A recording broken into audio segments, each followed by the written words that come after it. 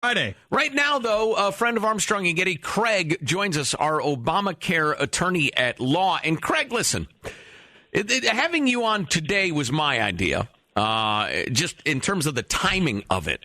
And I hadn't really thought through the fact that it was a summer Friday. And frankly, this discussion is the vegetables in the balanced dish that is the Armstrong and Getty show, the balanced dinner plate. Let's give people a nice, crisp serving of vegetables with some butter on it, maybe some Parmesan cheese, and not a big heaping bowl of overcooked spinach. Do you hear what I'm trying to say to you, Craig? I hear you, Joe. I hear you. I tuned in yesterday morning, and I heard that you had an epic low will to live moment, and I chuckled and I thought, oh, good. Maybe we could drive it even lower as he heads into his 4th of July week. Well, as Jack has pointed out, the implementation of Obamacare is going to be all anybody's talking about for a long damn time. Yeah. And so we're just trying to kind of ease our way into it. And you know more about it than, practically anybody, and including a lot of the people that voted for it. What's the first thing we're all going to notice about Obamacare when it kicks in? The first thing you're going to notice when it kicks in, for those of us in the individual market who buy their own insurance, they're probably going to notice that your prices are going to go up anywhere from 50 to 100%. Whoa. Good Lord. Whoa, you'd notice that. Yeah, but now thankfully for you guys that work for a big, huge corporation, I can tell you the good news going into your 4th of July week is you may not notice a whole heck of a lot of change. If whatever company a person works for decides to keep giving out insurance, which according to that Wall Street Journal report last year, about a third of companies probably won't. Yeah, and I think a third might be a little generous. I think it might be more like 20 to 25%, but you're absolutely right that there will be a litany of companies that don't. What's the public schools tie-in that you wanted to give us a heads up about? Well, that's your butter on your vegetables. Just in case you guys were sitting there heading into your holiday week and you were thinking to yourself, gosh, we're buying school kids lunches. I'm really concerned that we're not giving school kids money to train them on how to go home and teach their friends and family about Obamacare. Well, rest assured that concern is no longer, my friends. Los Angeles Unified School District is getting $990,000 from our California State Exchange. And the stated goal of the program is to educate those kids and their families and friends in the inner city of Los Angeles where, oh, by the way, only 1 out of 3 kids actually graduate high school. Mm-hmm. We're giving them money and training them to be propagandists for Obamacare. So they're supposed to go out and spread the word for little kids in public schools? High school kids. Oh, high school kids. Yeah, high school kids in Los Angeles Unified School District were just awarded $990,000 to preach Obamacare to the disciples. Wow, okay, I appreciate your vivid religious terms there, but what literally is happening? Well, what literally is happening is we have a grant. Calling it a grant is kind of a joke. It's public dollars at our state of $37 million. And this grant is not to provide health care for people. It's just to teach people about Obamacare.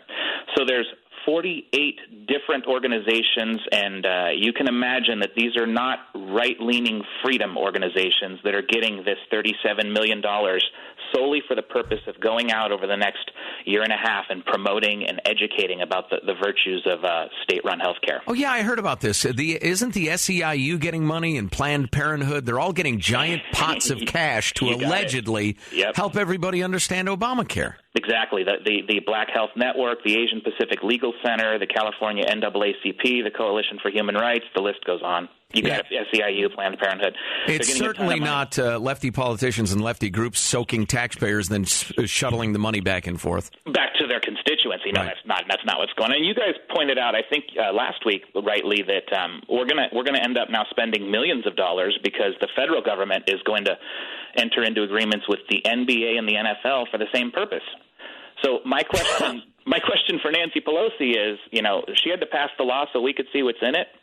Well, if we saw what's in it and it's so great, why are we giving millions of dollars to millionaires and billionaires in the NFL case to promote it? We're talking with Craig Gottwals. He's going to be our Obamacare expert as this all becomes more reality for all of us. Do you think when it comes out, are things going to? It seems to me that things are going to start building upon themselves, and it will kind of be like a snowball situation as people, companies don't know what's going to happen, and expenses will become real, and then it'll become real for people, and then it'll just build from there. Same with hospitals and doctors and everything else. Yeah, I think that's absolutely right. And we're seeing a lot of that in our office here. Our clients have been pretty well educated on it for a few years, but I still get calls from new prospective clients who are saying things like, do I have to offer health care next year? What happens if I don't? And, the most basic thing the law does is says, hey, if you're an employer with 50 or more people, you've got to provide health care, or we're going to fine you either $2,000 or $3,000 per person, depending upon exactly how you violate our dictates. Yeah. And there's employers that still aren't even aware of that basic requirement that kicks in on Jan 1. But for some people, does that end up being cheaper to do it that way? For the employer? For the employer. Oh, absolutely. Healthcare costs anywhere from $6,000 to $9,000 per employee, depending upon what state you're in. So this fine that PPACA puts in, PPACA is the full name of Obamacare, is literally a third or a fourth of what healthcare actually costs. Well, that won't work. Yeah, how can the punishment be 25% of the cost of not doing it? If that was the punishment for tax evasion, I would never file. Yeah, it wasn't thought through real well, was it? Craig Gottwals, our Obamacare go-to attorney at law. Craig, we appreciate the insight. Oh my God, we're going to stay in touch. Thanks, gentlemen. All right, you got it. Of course, right now there's no fine for not having health care. You do it because in theory, you're going to get better employees that way.